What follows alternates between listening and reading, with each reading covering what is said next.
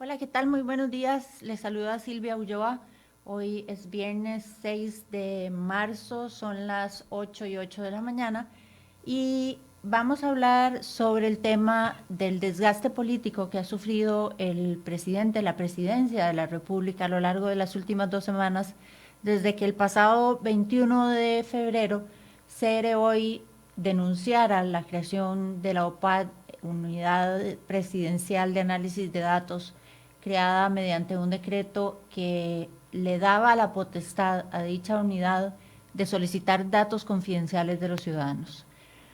Si bien es cierto, el país debe seguir hacia adelante, el país debe moverse, debe aprobar proyectos importantes, debe reactivar la economía, este tema es un tema serio que se debe analizar y que no debemos dejar de lado por ninguna razón, porque la seriedad y la gravedad de los hechos denunciados merecen toda nuestra atención y la atención de todo el país. Para hablar sobre esto me acompaña el economista y analista Eli Feinstein, a quien le damos la bienvenida y le agradecemos mucho su presencia hoy aquí. Buenos días, Eli. Buenos días, Silvia. Muchísimas gracias por la invitación y un placer, como siempre, estar por acá y sobre todo pues para hablar de temas así de delicados e importantes. Exacto, exacto. Hay gente que está haciendo un llamado y que dice, no, gente, incluso figuras del gobierno, ¿verdad? Que dicen, no, hay que pasar la página, hay que seguir adelante. Eh, ¿Cómo pasar la página después de una cuestión tan grave que ha generado que incluso por primera vez en la historia se allana en la casa presidencial? Eh, Silvia, yo creo que es lógico que las autoridades del gobierno quieran bajarle El el tono y tono. la intensidad a este asunto. Es parte de su estrategia para salirse de este asunto, ¿verdad? Para salir, digamos, mejor librados. Eh, yo sí creo que el país no debe de quedarse enclochado y convertir eso en el único tema de conversación. Eh, creo que tenemos que tener la madurez necesaria para seguir investigando este tema y llegar hasta las últimas consecuencias y que además el país pueda avanzar con el resto de su agenda porque apenas estamos en el segundo año de gobierno. Pero que no pretendan que esto sea un asunto como que ya aquí murió. Ah, no, de ninguna manera. Yo creo que este asunto del decreto de la UPAD fue muchísimo más que una simple torpeza política, como ellos Por están queriendo supuesto, decirlo. por supuesto. Para mí este es el mayor atentado que ha querido perpetrar contra la constitución política desde Casa Presidencial, por lo menos desde que yo tengo memoria política, ¿verdad? Y entonces esto no puede pasar desapercibido y esto no puede dejarse sin investigar. Ciertamente, insisto, es lógico que las autoridades del gobierno quieran zafarse con esa excusa de que el país necesita avanzar.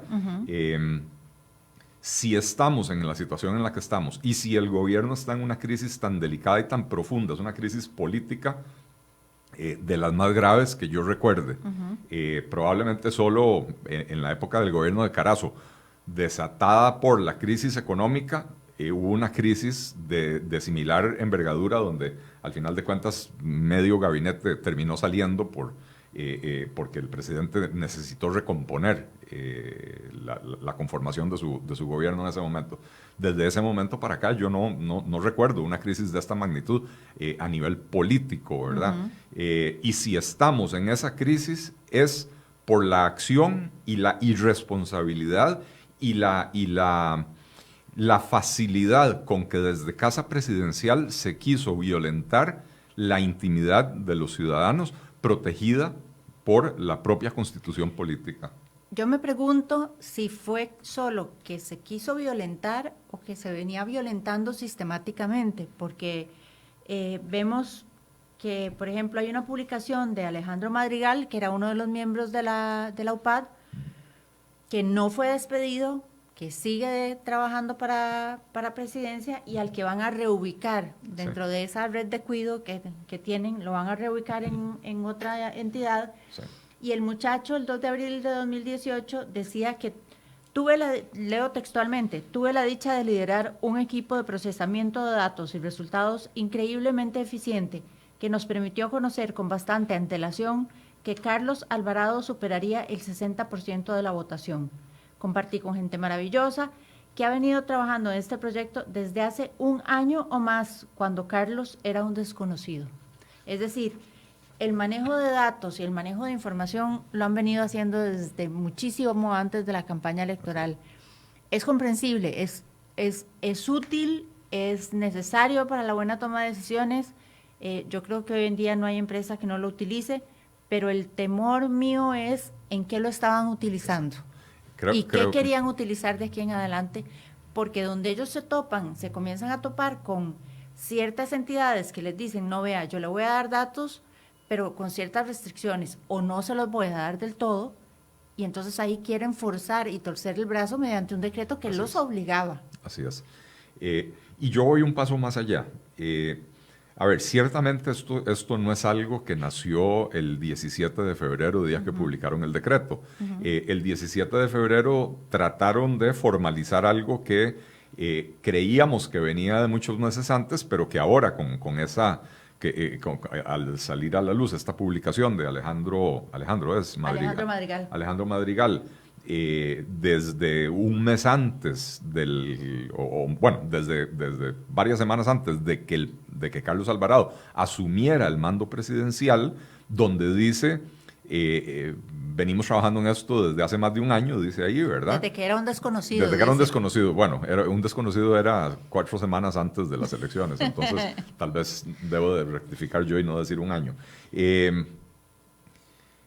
Evidentemente venían trabajando en eso desde mucho antes, ¿verdad? Pero yo voy un paso más allá. Aún si en la investigación se determina que no tuvieron acceso a datos confidenciales, a datos sensibles de las personas, aún si se determina que no incurrieron en ninguna ilegalidad, porque probablemente sí incurrieron en ilegalidades, pero no necesariamente de tipo penal, ¿verdad? Aún si se determina que no hubo ningún delito en el uso de la información, etcétera, lo grave, y no podemos perderlo de vista, es la intención de que un organismo al servicio de una entidad eminentemente política, como es la Presidencia de la República, pretenda arrogarse acceso a información confidencial de los ciudadanos que puede ser pésimamente mal utilizada para los fines más oscuros, y esos fines oscuros pueden tener que ver con muchísimas cosas, con politiquería, como ha resultado evidente, ¿verdad? Habría que averiguar, estos muchachos precisamente es el que vemos en cámara ahora, ese es Alejandro Madrigal. Y habría que averiguar, Alejandro Madrigal, Diego Fernández, que era el director de esta UPAD, y el otro muchacho, Andrés Villalobos, ¿qué hicieron ahora durante la campaña municipal? Asesoraron a algún candidato, ¿verdad? Porque me da la impresión de que sí, de que por ahí anduvo el asunto, y ¿verdad? además, ayer nos dimos cuenta que no eran solo ellos, porque el diputado Rodolfo Peña denuncia que había un call center de más o menos 5 o 6 personas que trabajaba al servicio de Alejandro Madrigal. ¿A quién llamaban? ¿Qué hacían? ¿Qué información buscaban? Sí. ¿Qué pedían? Bueno, todavía no sabemos, ¿verdad? Pero evidentemente se van descubriendo nuevas aristas de este entramado, ¿verdad? Creo que, quiero insistir en el hecho de que lo más grave no es si se utilizaron datos o si tuvieron acceso a los datos. Lo más grave es la intención de que desde Casa Presidencial querer tener acceso a información privada y confidencial de las personas, y eso ya, para mí, ya eso está demostrado. La solicitud que le hicieron al Tribunal Supremo de Elecciones, la solicitud, invocando y a nombre de la DIS, sin ser la DIS. Y de la DIS podemos hacer 7 otros programas, ¿verdad? Por supuesto. Es una entidad que a mí no me gusta para nada. Yo creo que a pocas personas les gusta. Pero digamos que tiene su propio marco legal, ¿verdad?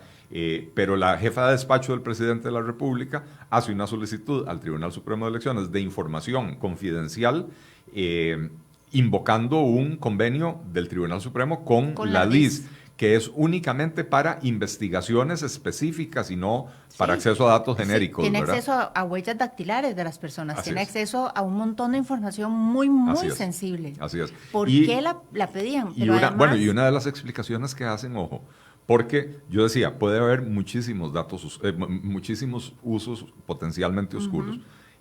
Uno puede ser persecución política. Cuando uno habla de esto, la gente dice usted está paranoico, sí. ¿verdad? Pero entonces digamos que no es persecución política. Ellos dicen que es para el mejor diseño de política pública. Y evidentemente dicen, cuando solicitan la explicación que dan de por qué solicitan esta información al Tribunal Supremo de Elecciones, dicen que es que quieren poder establecer redes familiares. Que si detectan a una persona en condición de pobreza, quieren saber quiénes son sus padres, quiénes son sus hermanos, quiénes son redes familiares o redes clientelares. Porque Exactamente. esto les permite diseñar una política pública específica para ir a tocar a clanes familiares, que esto es muy común en los pueblos de Costa Rica, ¿verdad? Y estos clanes, de ahí al final de cuentas mueven votos, ¿verdad? A quien vemos en pantalla es la ex jefa del despacho del presidente Carlos Alvarado, fue ella quien hizo la solicitud de documentos. Así es. Me parece que ella es un chivo expiatorio además, porque ¿quién puede pensar que una jefa de despacho, que es una especie de secretaria, va a tomar por voluntad propia, su iniciativa va a ser solicitar ese tipo de información a ese tipo de entidades? Ella trabajaba a las órdenes de alguien. Ella, Sí, sí. ella era un peón Era un peón, pero yo no le daría tampoco una salida fácil pensando que es un chivo expiatorio. En todo entramado de esta naturaleza hay dirigentes y hay operativos, ¿verdad? Hay alguien que da órdenes y hay alguien que las sigue voluntariamente, y consciente de lo que hacía. consciente de lo que está haciendo, ¿verdad? Y sobre esto hay estudios sociológicos y podríamos hablar de Hannah Arendt y podríamos hablar de un montón de cosas que creo que nos desviaría del tema, ¿verdad? Pero al final de cuentas, yo no creo que ella haya sido una santa paloma que simplemente la pusieron a hacer. Una pobrecita no era. Era parte de ese grupo. Era parte de ese entramado, sí. Y además como parte ese de un grupo de grupo, mucha confianza del presidente de la bueno, República. es que ese es el tema. Que como ese grupo, la UPAD, no tenía existencia formal, no podía hacer solicitudes. Y entonces en la carta que ella le envía al Tribunal Supremo de Elecciones claramente dice, las personas que van a necesitar acceso a sus bases de datos son Diego Fernández y Alejandro Madrigal. ¿Qué está haciendo ella con su firma? Está legitimando la solicitud. Está queriendo dar a entender que esto viene del presidente de la República, porque uno, como funcionario público, recibe una carta del jefe de despacho, o la jefa de despacho en este caso, del presidente de la República, y uno asume que esto viene con órdenes superiores. Que no siempre es cierto, ¿verdad? Pero uno asume que esto tiene autoridad presidencial, ¿verdad? Claro. Y lo que estabas diciendo, de un grupo de gente muy cercana al presidente. Lo vemos aquí. Y la investigación. Esta muchacha, Salas Montero, otra de las muchachas, trabajó en este grupo y era parte del call center denunciado ayer por el diputado Peña. Bueno, creo que la investigación no muere con la UPAD. No. Veamos un patrón de conducta, Silvia. Cuando estalló el escándalo, a ver, seamos específicos, cuando CR hoy dio a conocer este decreto y se armó... Que ojo, había sido firmado el 14 de octubre de 2019. ¿Por qué no lo mandaron a publicar antes? No lo sé, pero lo tuvieron ahí engavetado. Así es. Y entonces cuando CR hoy lo da a conocer y estalla el polvorín, inmediatamente echan al ruedo a Alejandro Madrigal y al otro muchacho Andrés Villalobos a defender que ellos, que todo era de muy buena fe y de muy buena voluntad y que lo único que estaban haciendo era análisis de datos para la política pública, y esconden a Diego por completo a Diego Fernández. Correcto. ¿Verdad? Correcto. Ustedes dan a conocer esto el viernes de la semana antepasada. El viernes 21, sí. El viernes 21. El sábado 22 yo hago un video interpelando al presidente donde le pregunto, presidente, ¿quién es Diego Fernández? Porque a mí un pajarito me sopló que existía Diego Fernández y me meto a ver su perfil en LinkedIn y con total candidez el perfil de Diego Fernández en LinkedIn dice asesor presidencial en análisis de datos. Y entonces, presidente, ¿quién es Diego Fernández? ¿Por qué lo tienen tan escondido? ¿Para qué lo están guardando? Perdón, ¿verdad? Y el presidente se escondió también, ¿verdad? Bueno, el presidente se escondió durante 10 días, hasta ayer o antier, que salió a dar declaraciones. Y entonces hay un patrón de esconder las cosas. Después sale un reportaje, no me equivoco, si no me equivoco fue de Gerardo Ruiz, sobre la GALP. El grupo de asesoría legal del presidente. Que le pasa por encima al Departamento de Leyes y Decretos de Casa Presidencial. Exactamente. ¿Por quién está o estaba conformada la GALP? Otra vez más, por este mismo grupo de jóvenes. La mayoría son jóvenes, ojo. Yo creo en la juventud. La juventud ya no es el futuro, la juventud es el presente del país. Tenemos un país donde ya hoy en día por lo menos la mitad del padrón electoral tiene menos de 44 años, ¿verdad? Y uno tiene que incorporar a la juventud en todo lo que hace. La juventud tiene energía, tiene empuje, tiene voluntad, tiene un montón de cualidades que son necesarias. Además, si uno es presidente de la República, uno necesita tener jóvenes, pensando en que esos jóvenes tienen que foguearse porque hay que ir creando la nueva clase dirigencial del país para los próximos 20 o 30 años, ¿verdad? Pero los jóvenes no pueden actuar solos. No, y los jóvenes tienen que atravesar un proceso de aprendizaje. Por supuesto.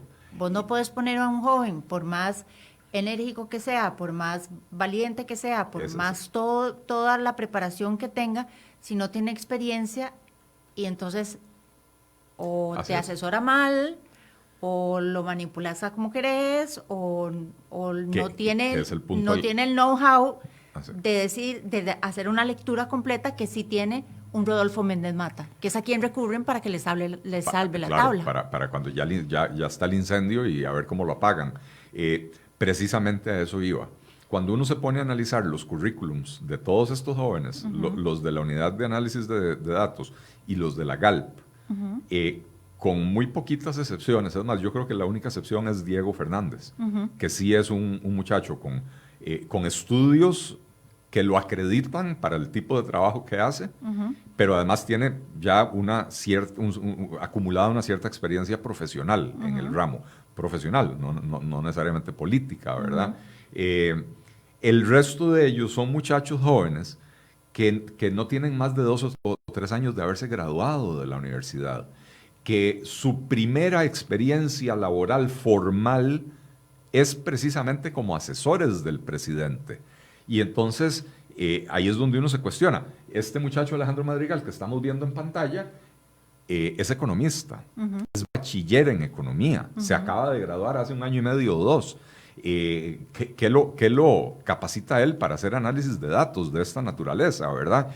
Y entonces son estos muchachos los que conforman el GALP, el grupo de análisis legal, o el grupo de asesores legales del presidente, los que conforman la UPAD, Unidad Presidencial de Análisis de Datos, y aparentemente también los que conforman el call center, que seguro ahorita nos vamos a enterar de que tenía también un nombre sexy, ¿verdad? Algunas siglas por ahí, pero centro de llamadas para la formulación de políticas públicas, ¿verdad? Y qué sé yo.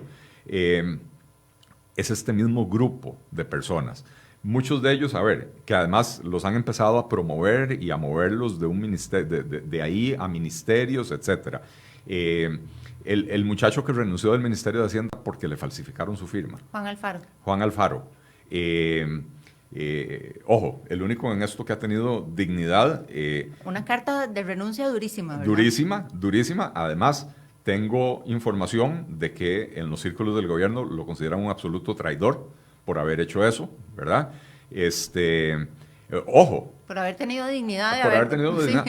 Alejandro Madrigal y Andrés Villalobos y Feli Salas, o Felli Salas, no sé cómo se llama, no los despidieron ni les pidieron la renuncia, no, los van a poner, los van a ubicar en otro lugar. No, en todo esto, que además ese es otro tema que quiero que ahora abordemos, Eli, en todo eso a nadie le pidieron la renuncia, a nadie nombraron responsable. O sea, todavía uno pregunta, ¿quién redactó ese decreto?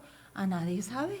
Bueno, habían dicho que era Luis Salazar, que era el... No, que Luis fue uno de los creadores de la idea de la UPAD y la GALPA ayudó a la formulación del decreto, pero no hay un solo responsable de esto. Bueno, no, y hablemos entonces de las responsabilidades y de cómo se establecen las responsabilidades, porque yo creo que la gente tiene también una enorme confusión que han ido provocando los propios políticos a lo largo de los últimos años. Claro. Hay diferentes tipos de responsabilidades. Están las responsabilidades legales.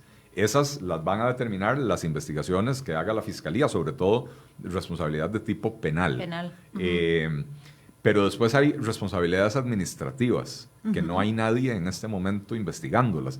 Casa Presidencial debió de haber creado una, ¿cómo se llama?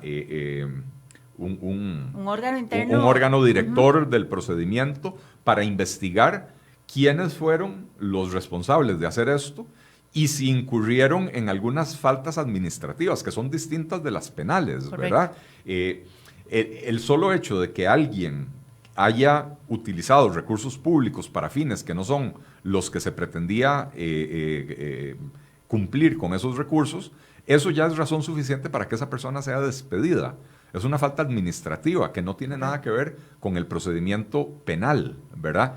Y después está la responsabilidad política. Y la responsabilidad política se determina en la comisión investigadora de la Asamblea Legislativa. Que decía don Luis Guillermo Solís, de ingrata memoria, que en este país no había responsabilidad política porque en Europa, con un mínimo escándalo, así es, renunciaría a la mitad del gabinete. Sí. Hubo una época en la que en Japón, con un mínimo escándalo, se suicidaban los involucrados. Tampoco vamos a promover eso, ¿verdad?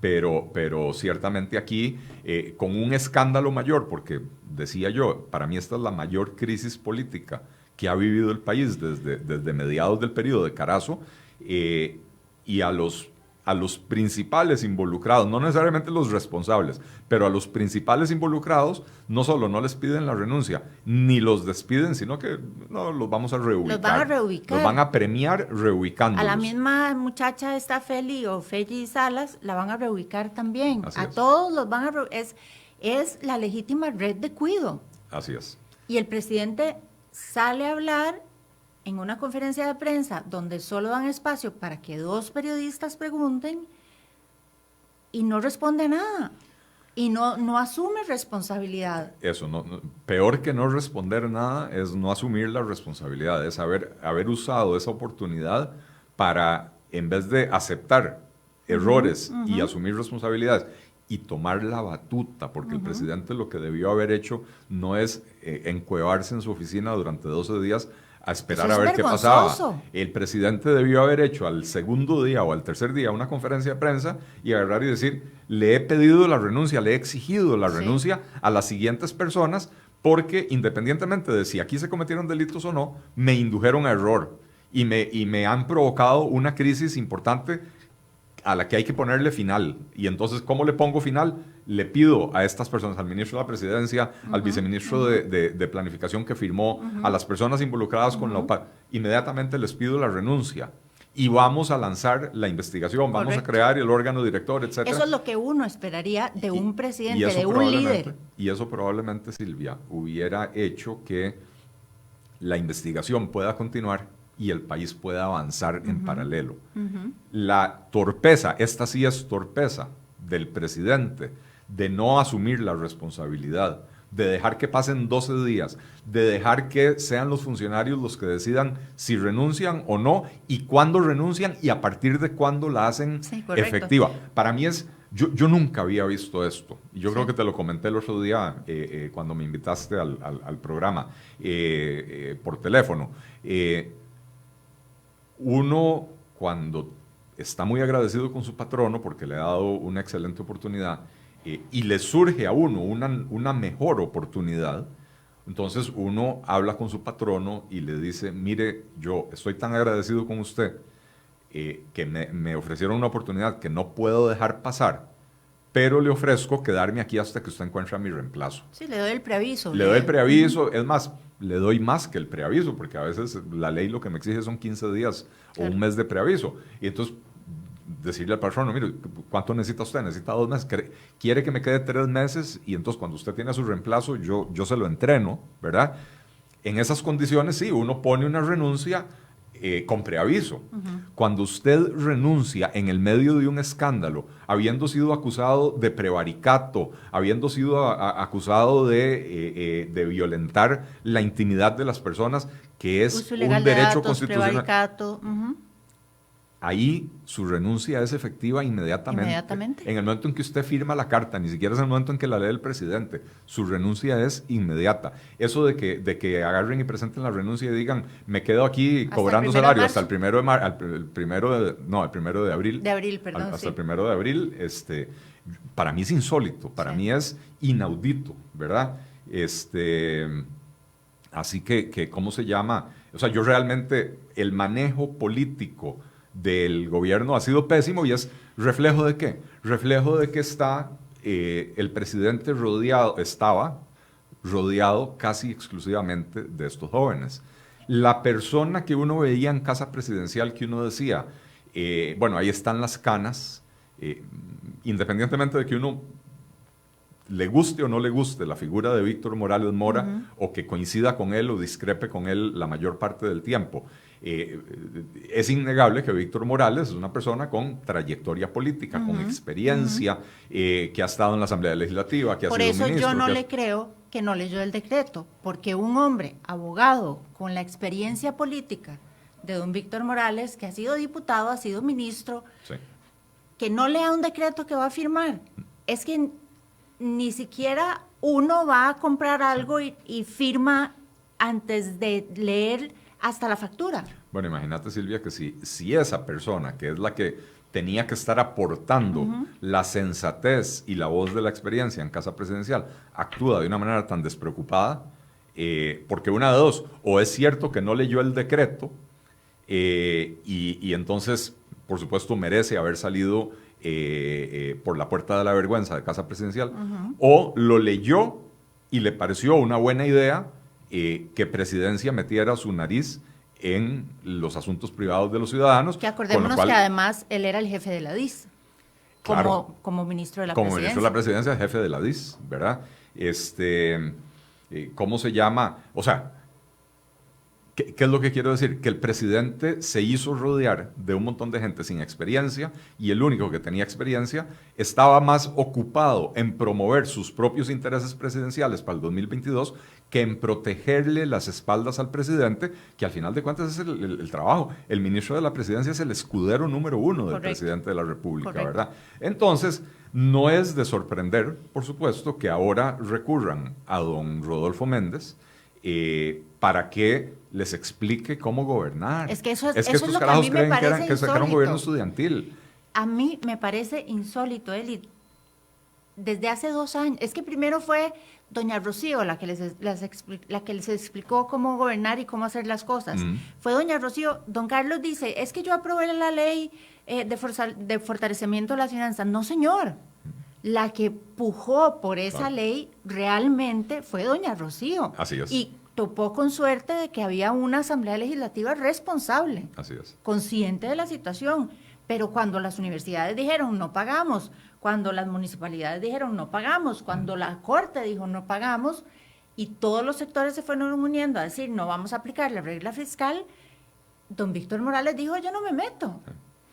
Y don Carlos Alvarado dijo, yo no me meto, y dejaron sola a doña Rocío. Entonces ahora y esa es la mejor prueba de lo que estás diciendo, ¿verdad? Claro. De que el proyecto de reforma fiscal era de Rocío Aguilar. Era de y que ella. en el momento en que lograron finalmente deshacerse de ella, porque yo estoy seguro que en casa presidencial aplaudieron como focas cuando llegó esa resolución de la Contraloría, en el momento en que lograron deshacerse de ella, empezaron desde desde el propio Poder Ejecutivo a erosionar la aplicación de la de la regla fiscal y de la ley.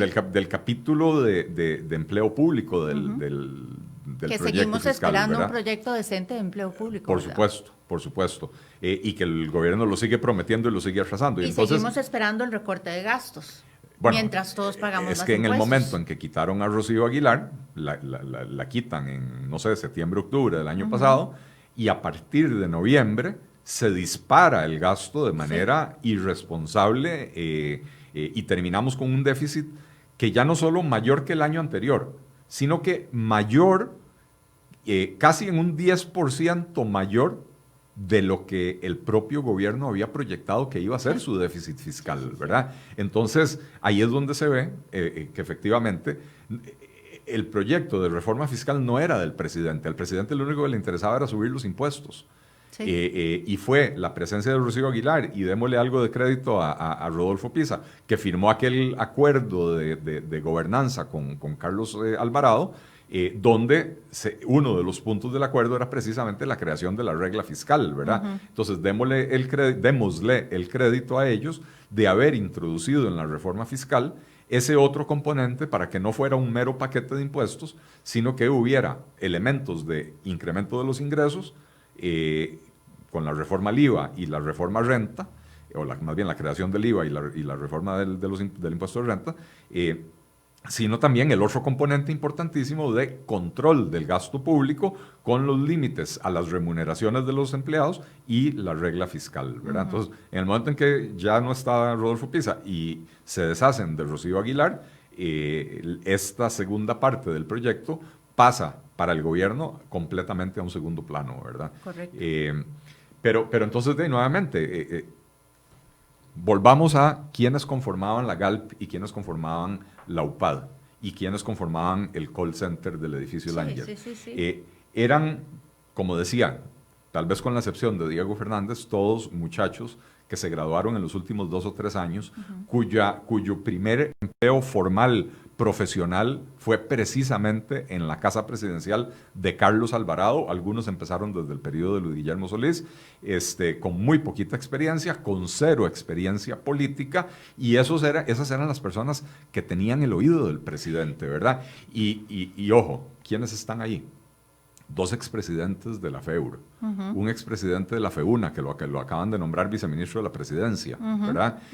Alejandro Madrigal, que está en pantalla, expresidente de la FEUR, que es de esos que se convierten en estudiantes eternos, ¿verdad? Porque el muchacho con 30 años se acaba de graduar de bachiller en economía, ¿verdad? Yo a los 30 años tenía 2 maestrías. Y experiencia laboral. Y experiencia laboral. Y yo estuve involucrado en política universitaria. Pero yo entré y a los 4 años yo tenía mi bachillerato en la UCR. Y participé en política y todo lo demás, pero no hice carrera de estudiante eterno por hacer política, ¿verdad? Y estos muchachos, este tipo de muchachos, no les importa prolongar sus estudios por varios años para estar haciendo, ya no política, politiquería adentro de la universidad. Pero ahora que hablábamos de que, bueno, que los muchachos de la GALP y los muchachos de la UPAD y del misterioso call center son muchachos que lo único que tienen es un poquitito de experiencia, con todo respeto, con el respeto que la investidura del señor presidente merece, el señor presidente tampoco tiene ninguna experiencia. Si el señor presidente lo que fue asesor legislativo de don Alberto Salón, de quien debe haber aprendido muchísimas cosas, no lo dudo, fue no necesariamente buenas, exactamente. Estuvo 1 año en una empresa privada, gracias a un empleo que obtuvo su esposa en Panamá, y regresó a ser asesor legislativo, y de ahí fue ministro, viceministro, ministro, y de repente presidente. Pero es que yo no estoy segura que don Carlos sepa cómo ir a inscribir una empresa o un trabajador a la Caja Costarricense de Seguro Social. Nunca lo ha hecho, ¿verdad? Exactamente, yo no estoy segura que él sepa las trabas que tiene un empresario para abrir una compañía. Así es. Razón de más, Silvia, Carlos Alvarado se topó con la presidencia. Yo creo que cuando él decidió disputar la candidatura del PAC, nadie en Costa Rica, incluido el PAC, daba un centavo por el PAC. Nadie creía que el PAC pudiera reelegirse con el escándalo del cementazo y con una, la verdad, bastante mala labor del presidente anterior. Y cuando yo lo vi disputando la candidatura, yo dije, claro, este muchacho está joven, tiene mucho tiempo, va a ser una campaña de prueba, para aprendizaje, ¿verdad? ¿Por qué? Sí, para que lo vayan conociendo. Claro, sí, porque además en ese momento tenía 36 o 37 años y entonces podía darse el lujo de hacer otra campaña más en el futuro, ¿verdad? Y me imagino que debe ser muy valioso tener ese aprendizaje para después hacer una campaña más en serio. Las circunstancias se dieron como se dieron, la famosa resolución de la Corte Interamericana de Derechos Humanos que catapultó a dos virtuales desconocidos, a Fabricio Alvarado y a Carlos Alvarado, a la segunda ronda. Carlos Alvarado se encuentra con la presidencia, razón de más, Silvia, para que este señor se hubiera hecho rodear de gente con un poco más de experiencia. Por eso daba tranquilidad a doña Rocío, claro. Por eso da tranquilidad a don Rodolfo, y uno hubiese pensado, bueno, don Víctor, pues don Víctor también tiene experiencia, tiene bagaje en el área política, pero de ahí, a mí me dice un ministro de la presidencia que firma un decreto sin leerlo, y es que ahí mismo yo lo despido. Sí, por supuesto. Esa pasividad del presidente le está costando caro al propio presidente. Claro. Porque si el presidente hubiera salido con decisión, con firmeza, hubiera dicho, aquí en Casa Presidencial se cometió un error imperdonable y por lo tanto exijo la renuncia, o ya le exigí la renuncia a los siguientes funcionarios y los voy a reemplazar con gente con un poquito más de experiencia, hubiera logrado parar por lo menos lo peor de la crisis. No logra parar la investigación no se debe de detener, porque aquí hubo como mínimo un intento de hacer algo absolutamente, hacer algo ilegal, inconstitucional, pero que además no debe jamás permitirse en una democracia liberal, como es tener a la presidencia de la República con poderes de espiar a los ciudadanos. Ya no, digamos, sin defender a la DIS, insisto, a mí la DIS no me gusta, pero la DIS, digamos que como cuerpo de seguridad, investiga a los ciudadanos cuando hay sospechas de que hay actividades de algún tipo subversivas, etc. Lo que la UPAD quería hacer era extender eso a cualquier ciudadano. Y entonces, nuevamente, se presta para una inmensidad y una espantosidad de actividades oscuras en las que se pudo haber involucrado la UPAD, ¿verdad? Entonces, o sea, por todas partes falló Casa Presidencial. Todo mal. Y la cabeza de Casa Presidencial es el presidente de la República. Y no ha sabido él salirse de este asunto, más bien con su omisión. Y además, con ese discurso que se echó antier, donde en vez de aceptar la responsabilidad, quiso engañar al público diciendo que esto era una reacción a lo del secreto bancario. Pero es que eso mismo fue lo que hizo Luis Guillermo Solís con el cemento. Si Luis Guillermo Solís salió a decir que nos tenía identificados y que esto era, que toda la investigación del cemento no era una investigación, sino que era una estrategia de intereses comerciales. Sí. Eso fue lo que dijo. Nunca asumió responsabilidad. Así es. Y a mí me parece que ese es el modus operandi un poco del PAC en el poder, porque se victimizan, porque no asumen responsabilidad, porque todo es, me embarcaron, no me informaron, son otros intereses, pero ellos no aceptan que cometen errores. Y para uno poder avanzar, uno tiene que reconocer sus errores. Así es. Bueno, y eso es en parte muestra de inmadurez. Bueno, en el caso del actual gobierno, ¿verdad? Que básicamente estamos siendo gobernados por el gobierno estudiantil, ¿verdad? Por eso yo insistía tanto en la conformación de la UPAD y de la GALP, y el hecho de que ahí estuviera, que ahora se me olvidó el nombre, el muchacho que hace 15 días, no, el que hace 15 días nombraron, 15 días, 3 semanas nombraron de viceministro de la presidencia. ahora se me olvidó el nombre, Sí, a mí también. que lo nombraron en sustitución de Juan Alfaro, Sí. a quien enviaron Sí, sí. al Ministerio de Hacienda, que Juan Alfaro es el que renunció porque le falsificaron su firma, ¿verdad? Ajá, Pero bueno, este muchacho de la presidencia, expresidente de la FEUNA. Alejandro Madrigal, expresidente de la FEUR. Y la otra persona de la que nadie ha hablado es de don Camilo Saldarriaga, Sí. que es probablemente la persona más cercana al presidente de la República, el que más le habla al oído, ¿verdad? Y nuevamente, de una persona joven, sin mucha experiencia, fue el jefe de campaña de don Carlos Alvarado. Randall Otárola Madrigal, perdón. Ese, Randall Otárola. Camilo Saldarriaga fue el jefe de campaña del presidente. Estoy seguro que Camilo Saldarriaga sabía que Alejandro Madrigal y su combo estaban trabajando en este tema de datos, ¿verdad? En la de menos también ayudaba de alguna forma. Y bueno, y habría que ver qué papel jugó en todo eso. Bueno, y ahí estamos hablando de otro expresidente de la FEUR, ¿verdad? Entonces, por eso digo yo, es el gobierno estudiantil. Bueno, pero tuvimos a un eterno estudiante como representante en el Banco Centroamericano de Integración Económica durante el gobierno de Luis Guillermo Solís. Cortés. ¿Cortés? Yo entré a la universidad y ya Cortés tenía 20 años de estar en la universidad. Yo, bueno, Sí. no conocía yo esa parte de la historia. Era el eterno estudiante. Sí. Solo Cortés y Cotico tenían aquel montón de años en la universidad. De Cotico sí me acuerdo. Sí. Sí. Bueno, de ahí eso es, ¿verdad? Eso es lo que, lamentablemente, eso es lo que tenemos. Yo quiero destacar dos cosas importantes.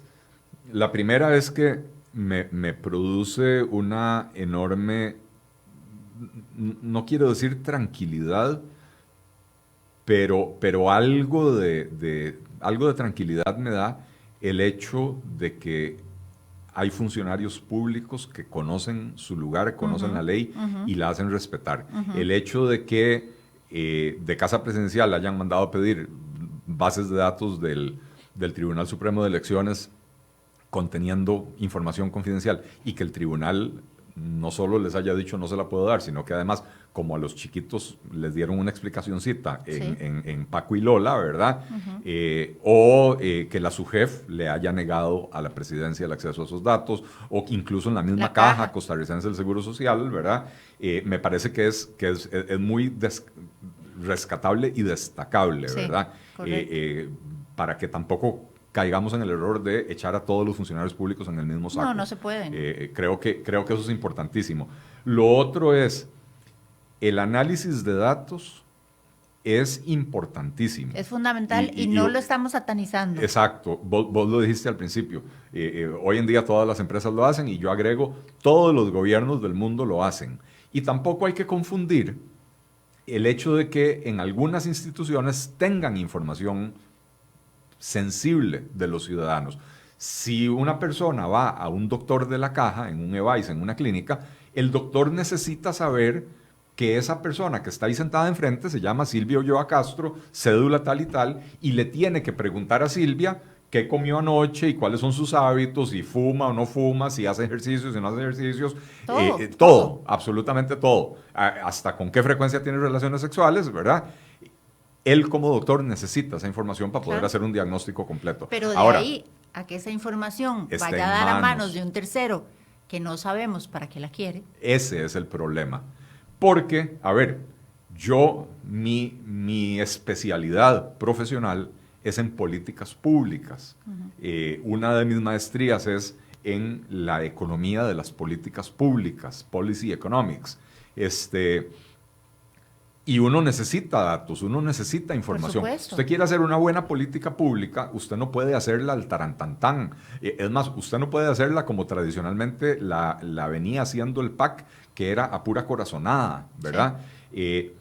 Pero los datos que uno necesita como formulador de políticas públicas son datos agregados, son datos anonimizados, ¿verdad? ¿Qué quiere decir esto?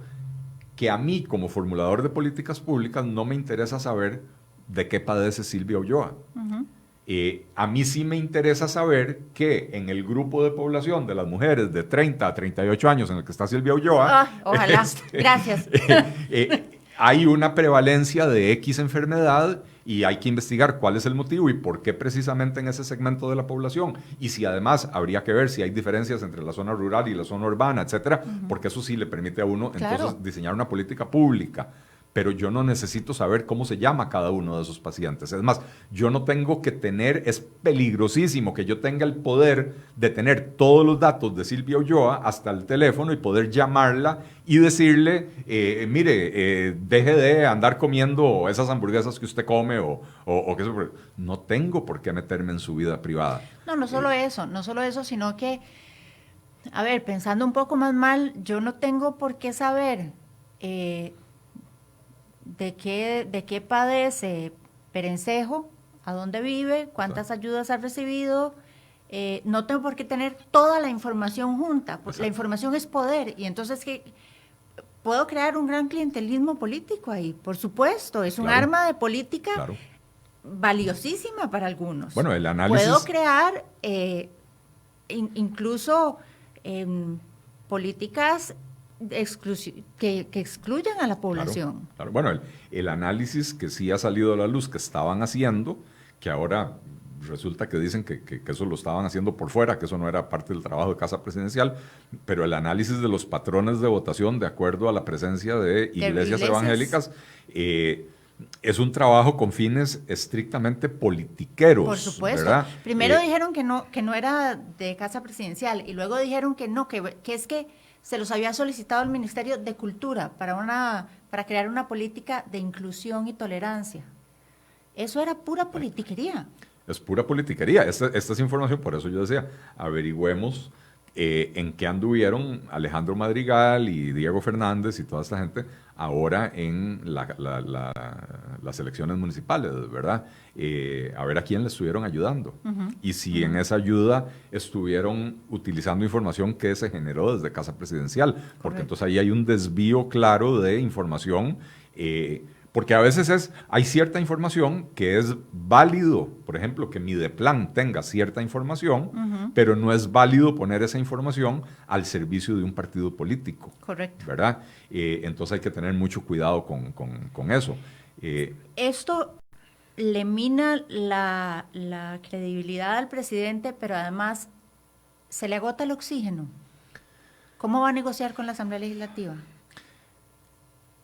Ve, Silvia, yo insisto en que para mí esta es la mayor crisis política que he visto en mi vida adulta. Bueno, cuando nosotros vivimos lo que vivimos con el caso del cemento chino, pensamos que no íbamos a ver nada peor. Se cayó el fiscal, el presidente de la Corte, magistrados, diputados investigados, el presidente llamado a una comisión legislativa. Y estamos ante un escenario peor. Sí. Mucho peor. Yo creo que es un escenario peor, porque esto, a ver, cuando se habló del cementazo y hablábamos del Big Chief y todos teníamos nuestras sospechas de cuántas letras tenía el nombre y el apellido del Big Chief, ¿verdad? Pero nunca, por lo menos hasta el momento, no se ha logrado demostrar que él tuviera, o bueno, que el expresidente tuviera directamente un involucramiento en esto, ¿verdad? Aquí esto llega hasta lo más alto del gobierno de la República. El Big Brother, le dicen.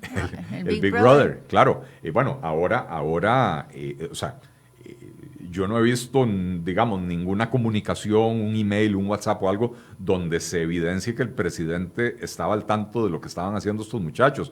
Pero el presidente no puede alegar ignorancia de lo que estaba haciendo un grupo de muchachos que trabajaban exclusivamente al servicio de él. No, pero además salió a defenderlos. La primera reacción tras la publicación de la nota fue salir a defenderlos. Salió a defenderlos, pero además algo que estaba no sé si sigue estando, en el perfil de LinkedIn de Diego Fernández, es una presentación que él hizo, no sé a quién se la hace, ¿verdad? Donde aparece una foto de una de las filminas que él presentó con el organigrama. Y en el organigrama, la UPAD sale directamente de la presidencia por encima de los ministerios. Y está al mismo nivel de la primera dama de la República. Estaba la Correcto. presidencia y bajaba y así, horizontalmente estaba la primera dama de la República Sí. y la oficina de la UPAD. Así es. Y entonces está por encima, porque para abajo, no en relación de dependencia, porque para abajo en relación de dependencia está el Ministerio de la Presidencia, y la UPAD es un órgano asesor, ¿verdad? Entonces está lateralmente en el organigrama, pero lateralmente directamente con la presidencia, o sea que está Sí. por encima del Sí. Ministerio de la Presidencia. Sí. Entonces el presidente no puede alegar desconocimiento. O sea, la gravedad de esta crisis es que salpica al presidente hasta la médula, ¿verdad? Independientemente de que él haya sabido o no, o que haya conocido los detalles de lo que se estaba haciendo, ¿verdad? Lo salpica hasta la médula. Ahora, que si esto le quita el oxígeno, yo sí creo, porque, a ver, en Costa Rica hemos desarrollado una incapacidad para poder hablar de ciertos temas y dejar que el resto de las cosas continúen su Avancen. curso, avancen, ¿verdad? Y entonces esto bien podría complicarle muchísimo las cosas al presidente en la Asamblea Legislativa. Recordemos que el partido de gobierno tiene 9 o 10 diputados, ¿verdad? Y son 57 en total. Hay algunos grupos dentro de la Asamblea que probablemente van a querer utilizar esto para bloquear cualquier iniciativa que sea del interés del gobierno de la República. Y ya en este momento yo ya no hablo del interés de la presidencia de la República o del gobierno de la República. Yo hablo de proyectos que son del interés de toda Costa Rica. Sí. ¿Por qué? Porque necesitamos avanzar con la reforma del empleo público, necesitamos avanzar con la reforma del Estado, necesitamos resolver el problema de los excesivos costos de la electricidad, y ya sería hora de que se introduzca un proyecto de ley para abrir ese mercado a la competencia y buscar reducir las tarifas. Pero yo creo que esas iniciativas nunca han estado en realidad en la agenda del gobierno, sino que esas iniciativas van a provenir de diputados responsables que han ejercido la legislatura con una actitud que yo tenía mucho tiempo de no ver en la Asamblea Legislativa. Así es. Con el problema de que, bueno, ahora se acerca mayo, digamos que Cambia el directorio. los próximos 2 meses a la Asamblea se le van a ir entre la comisión investigadora de la UPAD y las negociaciones para ver quién sigue en la presidencia del directorio legislativo. Ahora que usted dice de los próximos 2 meses, de los próximos 2 meses es lo que le da de plazo el presidente a don Rodolfo Méndez para que le diga cómo gobernar, qué va a hacer en estos 2 meses. ¿Cómo es que un presidente tiene que recurrir a un ministro para que le explique cómo manejar la casa presidencial?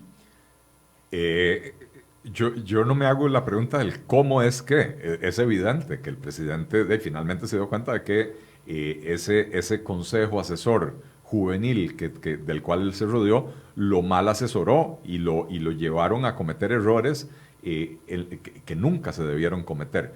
Porque si el presidente hubiera tenido un filtro de gente sensata, con experiencia, con espuela política, con olfato, le hubieran dicho: presidente, no firme ese decreto, se va a meter en un broncón. Por eso vuelvo sobre el tema de la juventud. ¿Cómo se llama? Yo trabajé en casa presidencial siendo joven. Como decía anteriormente, yo ya tenía 2 maestrías, ya tenía algo de experiencia laboral, había hecho trabajo como investigador académico, pero investigador en posgrado, no investigador, no asistente de investigación como hace uno cuando está en segundo o tercer año de la universidad, ¿verdad? Y entonces tenía herramientas para poder estar ahí y poder estar haciendo investigación. Y una de mis funciones, la principal, era generarle al presidente información que él pudiera utilizar para la toma de decisiones. Pero la información nunca era información confidencial, era la información agregada que generan las instituciones, cómo utilizarla y cómo analizarla para poder esto. Había en esa casa presidencial, nosotros mismos nos referíamos a nosotros mismos como el kinder del consejo asesor. Había 6 o 8 personas, todos entre 28 y 32 años, ¿verdad? Todos con estudios superiores, algunos con doctorados, etcétera. Y nosotros éramos esa fuerza de la juventud, éramos los que estábamos constantemente haciendo análisis y produciendo documentos, propuestas de política pública, etc. Pero todo pasaba, primero, si salía una propuesta concreta que requería un decreto, eso iba a leyes y decretos. Que en este caso no pasó. Que en este caso se lo brincaron adrede, ¿verdad? Leyes y decretos hace su análisis de legalidad y leyes y decretos dice, ojo, leyes y decretos no hace un análisis de conveniencia política, sino que agarra y dice, ok, sí, esto se enmarca dentro de la ley tal y por lo tanto sí se puede emitir un decreto y lo tiene que firmar el ministro de Salud porque involucra al área de salud, lo que sea, ¿verdad? Pero sale de leyes y decretos y pasa ya no por el kinder de los asesores, sino por los asesores senior, ¿verdad? Claro. Que son los que tienen esa espuela y eso, y entonces pasa por un filtro de conveniencia política. Una vez que ya se sabe que, o sea, está la data, para hablar en los términos de ellos, de Big Data, ¿verdad? Está la información necesaria que respalda la propuesta, está la propuesta bien elaborada, está el respaldo jurídico de que lo que se está proponiendo está bien, pero falta el filtro político, el filtro de conveniencia política. Y más de una vez, los asesores del presidente, los asesores senior del presidente, le decían, presidente, no se meta en ese berenjenal. Yo, por ejemplo, me acuerdo, caso específico, yo le presenté al presidente una propuesta para liberalizar el precio de la gasolina. Hasta el día de hoy, creo que los asesores senior estaban equivocados. Pero los asesores senior lo pararon y le dijeron, no, presidente, no se meta en esa bronca, eso le va a abrir un montón de frentes de confrontación, qué sé yo, deje el precio de la gasolina regulado como está. Listo, yo era el junior, yo hice mi propuesta, hice mi trabajo, la justifiqué, qué sé yo, pero la decisión al final no es mía. Y el presidente me llamó, me pidió que le explicara, me llamó a una reunión yo decía con los viejos, ¿verdad? Me llamó a una reunión donde yo fui a explicar y a presentar por qué el gobierno debía de impulsar la liberalización de los precios de la gasolina, estoy hablando del año 1998-99, ¿verdad? Y listo, después de que me escucharon, sesionaron el presidente con los asesores senior y decidieron que políticamente no era conveniente en ese momento. Listo, se acabó. Pero ese es el proceso correcto. Algunas veces me pasó que yo iba y hacía mi presentación y el presidente decía, tiene razón este muchacho. Y digamos que le decía a sus asesores senior, no, me gusta lo que él está proponiendo, estoy dispuesto a comprarme esa bronca y vamos a ir adelante con eso. Entonces, más bien, ayúdenme a vender esta idea, ¿verdad?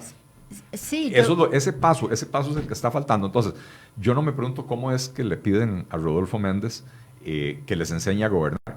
Lo que me pregunto es cómo no se lo pidieron antes. Es que eso ¿verdad? Estamos a mitad del camino, faltan 2 años. Así es. Y pareciera que no tienen idea de lo que están haciendo. Bueno, ya nos dimos cuenta y ya aparentemente el presidente ya se dio cuenta de que no tiene idea de qué es lo que está haciendo ni cómo hacerlo, porque finalmente tiene una persona con la experiencia de don Rodolfo. Ojo, don Rodolfo ha sido ministro de la presidencia. Ministro de Hacienda. Fue ministro de Hacienda, fue ministro de Obras Públicas y Transportes, creo que ya esta es la tercera vez. Esta es la tercera ¿verdad? vez. Diputado. ¿Fue diputado? Fue diputado. Un señor que a sus 82 años entra a un ministerio que tiene 15 años de no construir, pero ni un puente peatonal, básicamente, ¿verdad? Y con las mismas leyes que sus antecesores, Sí. con las mismas limitaciones de recursos que sus antecesores, con el mismo personal del MOP Sí. que sus antecesores, agarra al MOP y lo pone a trabajar. Demuestra que la espuela y la experiencia tienen mucho valor en la política. Las canas pesan. Las canas pesan, ojo, no todo tampoco es experiencia. Usted puede tener mucha experiencia y un marco ideológico conceptual absolutamente Claro. erróneo, ¿verdad? Pero en este caso, digamos, en obra pública, que no es un tema tan ideológico, ¿verdad? Y sí lo es, sí lo es. El gobierno debería estar impulsando más la concesión de obra pública. Claro. Tenemos un déficit enorme de infraestructura y con un gobierno con los niveles de déficit y endeudamiento del nuestro, no puede pensar que todo se va a hacer a punta de obra pública desarrollada por el Estado. Jamás. Con el presupuesto nacional. ¿Con qué vamos a invertir? ¿No? Si hay un elemento ideológico que don Rodolfo no está impulsando con la fortaleza con la que uno esperaría que el ministro impulse, porque don Rodolfo no es un enemigo de la concesión, pero tampoco cree mucho en ella, ¿verdad? Entonces sí hay un elemento ideológico, pero al final de cuentas, echar a andar proyectos que tenían años varados es un asunto de capacidad, totalmente, de experiencia, de saber gerenciar proyectos, que es lo que ha hecho don Rodolfo toda la vida, ¿verdad? Entonces, por supuesto que las canas en ese sentido pagan, claro, ¿verdad? Entonces, nuevamente, la pregunta no es cómo es que le piden ayuda.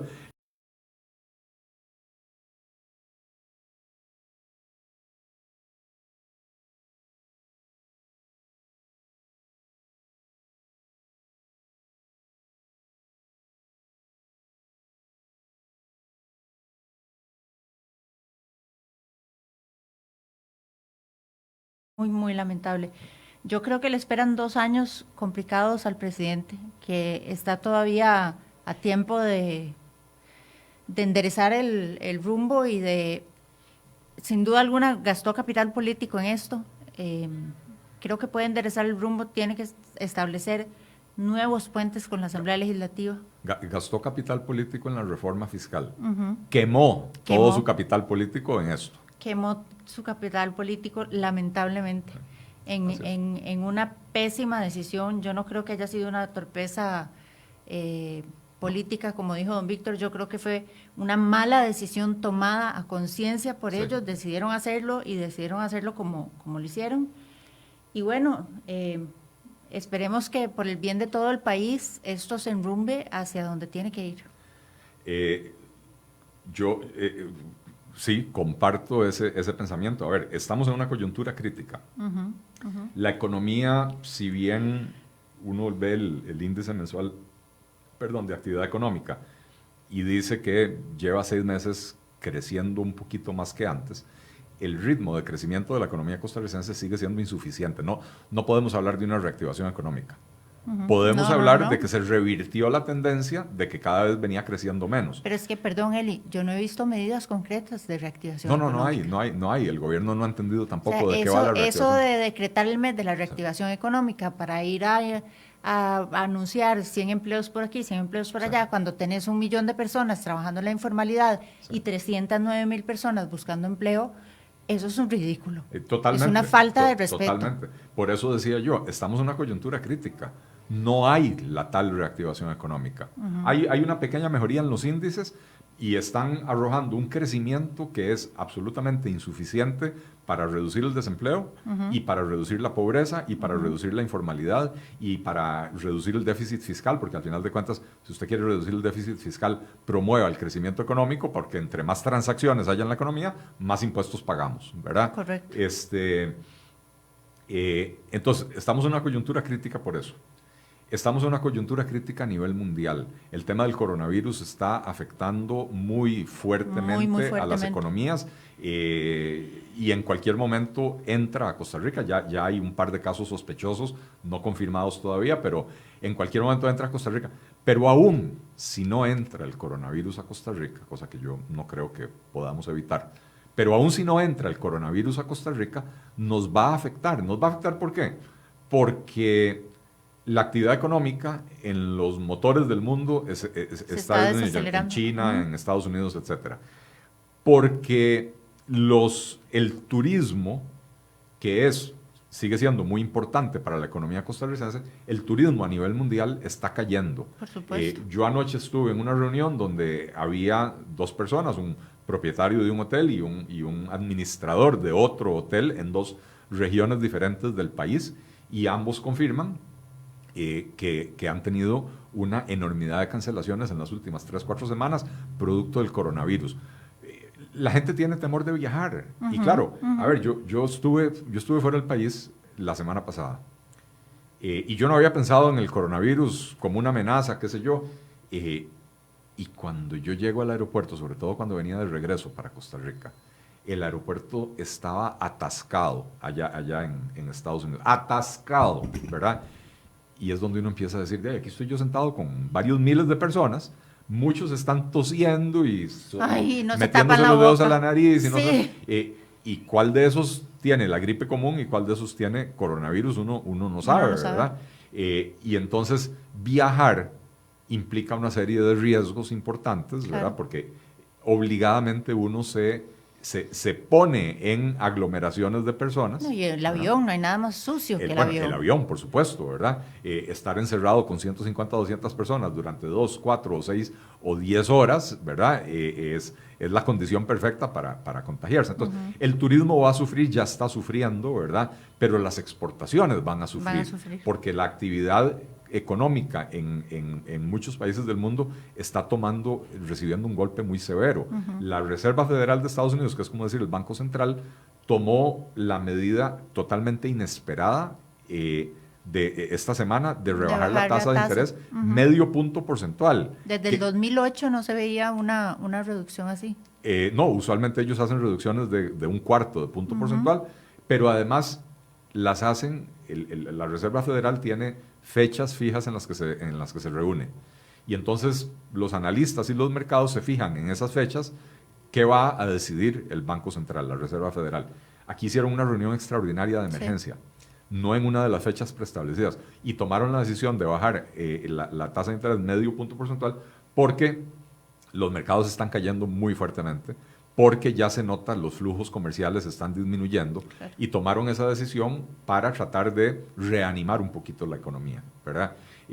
Ojo que cuando hablamos de medio punto porcentual, Silvia, no es lo mismo cuando tu tasa está en 5%, como en el Banco Central de Costa Rica, a que cuando tu tasa está en 1,75 y la bajas a 1,25, ¿verdad? Es un cambio proporcionalmente muchísimo mayor, ¿verdad? O sea, estamos en una coyuntura muy complicada, tanto por la situación económica interna del país como por lo que el coronavirus pueda provocar en el entorno internacional. Hay oportunidades y hay amenazas, ¿verdad? Oportunidades, el precio del combustible está bajando, nosotros somos un importador neto de combustible, eso debería en alguna medida de ayudarnos, etc. Otra oportunidad, y ojo, la suerte que tiene la gente del PAC es impresionante. Empresas que habían concentrado muchísimo sus operaciones en Oriente, de pronto otra vez están poniendo sus ojos en esta región del mundo, porque dicen, sí, no podemos tener todas nuestras fábricas en China, Tailandia y Corea, porque lamentablemente estas epidemias en la última década han surgido allá, ¿verdad? Entonces, Costa Rica se va a beneficiar de eso. Costa Rica se va a beneficiar de empresas como Intel, que ya está volviendo a manufacturar en Costa Rica, lo que había dejado de hacer hace unos años, ¿verdad? Y esto va a incrementar las exportaciones, va a incrementar el empleo, va a tener un impacto sensible en el PIB, un impacto positivo sensible en el PIB, ¿verdad? No es mérito del gobierno, es producto de la situación que se está presentando, ¿verdad? Pero al final de cuentas le maquilla las cifras al gobierno, ¿verdad? Cuando salgan las cifras del PIB, nuevamente con el impacto de Intel, probablemente esto se va a notar, se va a sentir. Pero estamos en una coyuntura muy delicada en la que uno necesita un gobierno concentrado en hacer su trabajo, en tomar las medidas, en seguir impulsando las reformas que este país todavía necesita. No podemos sacrificar los próximos 2 años no haciendo nada, no impulsando esas reformas. Y entonces necesitamos que el gobierno tenga algo de un margen de acción, algo de credibilidad, un poco de músculo, y la forma en que ha manejado el gobierno esta crisis más bien le ha restado músculo, le ha restado credibilidad, le ha restado fortaleza. Entonces, yo espero que en la Asamblea Legislativa siga existiendo la responsabilidad que ha habido hasta ahora, y como vos decías, los proyectos tendrán que surgir de la propia oposición. Pero bueno, yo tengo la esperanza de que por lo menos en este año 2020, antes de que rompan los fuegos electorales del próximo año, se pueda avanzar en temas como empleo público, como reforma del Estado. Creo que a los diputados hay que darles el mensaje de que no se sienten a esperar que la Casa Presidencial mande los proyectos. O sea, al final de cuentas, uno como diputado puede redactar un proyecto y meterlo en Creo que se dieron cuenta de que no pueden sentarse a esperar. Algunos reclaman que hay proyectos importantes y que la Casa Presidencial no los apoya, por ejemplo, ahora en sesiones extraordinarias, pero sí, sin duda, los diputados van a tener que tomar la batuta y gobernar prácticamente, ¿verdad? Tomar las decisiones grandes que necesitamos que se tomen. Sí, no pueden gobernar, pero sí pueden hacer las reformas que este país necesita para encaminarse en otro nivel de crecimiento, ¿verdad? Claro. Yo quisiera terminar digamos, con un mensaje de esperanza. Uh-huh. En Costa Rica nos han vendido la idea de que estamos condenados a tener un crecimiento mediocre. Cuando hablamos de que el año pasado la economía creció un 2.1%, que es peor que mediocre, y los defensores del gobierno vienen y dicen, no, pero es uno de los ritmos más altos de América Latina. Uh-huh. El resto del mundo, nuestros socios comerciales están creciendo mucho menos. Más bien, estamos haciéndolo muy bien. No, perdón. Pero 2 ejemplos nada más.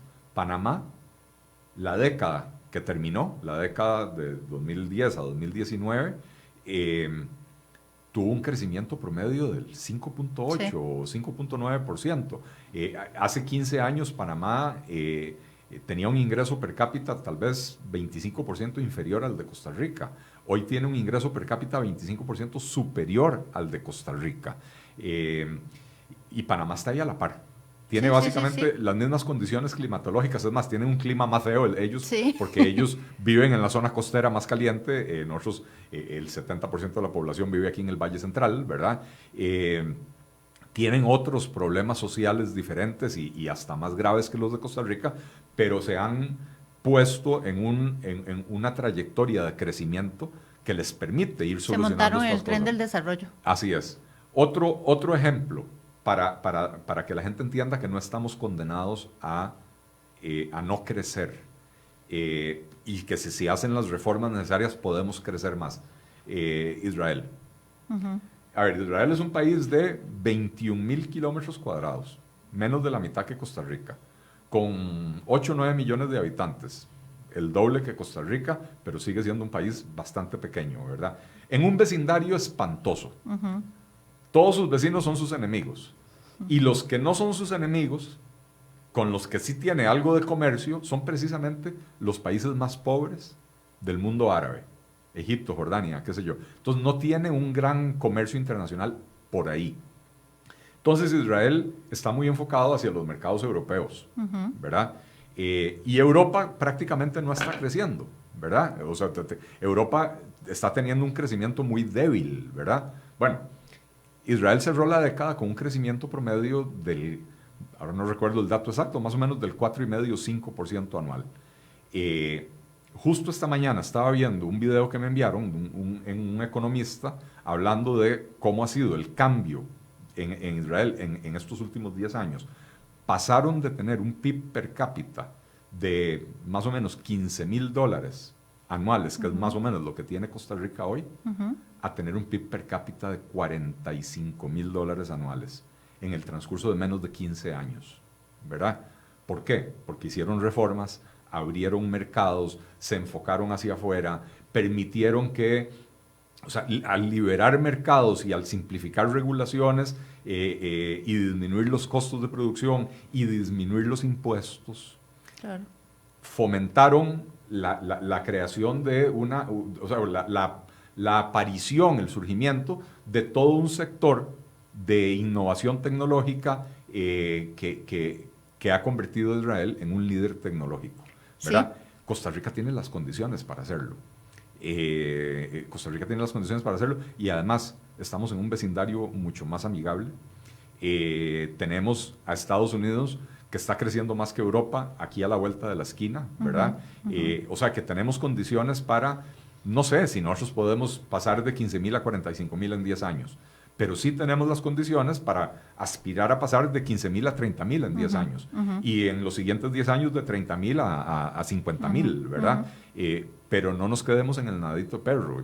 No podemos. No podemos. Nos vamos a ahogar. Si nos quedamos en el nadito perro, nos vamos a ahogar. Así es. Y ahí es donde yo digo que los diputados, ¿verdad?, en sentido figurativo, podrían gobernar porque pueden aprobar legislación importante para que las cosas se muevan. Así es. Aunque Casa Presidencial siga ordenándose por dentro. Así es. Muchas gracias, Eli. Una conversación muy interesante. Podríamos pasar aquí, yo creo que 2 horas Toda más. la mañana, sí. Pero yo sí tengo que ir a trabajar. Yo también. Te agradezco mucho la presencia hoy aquí. Les agradecemos mucho a quienes nos han acompañado. Les recuerdo que este programa queda en nuestra página web cerehoy.com, en una pestañita que hay en el menú superior que dice Enfoques. Queda también dentro de la sección de videos de Facebook en la plataforma de podcast Spotify. Muchísimas gracias y nos vemos.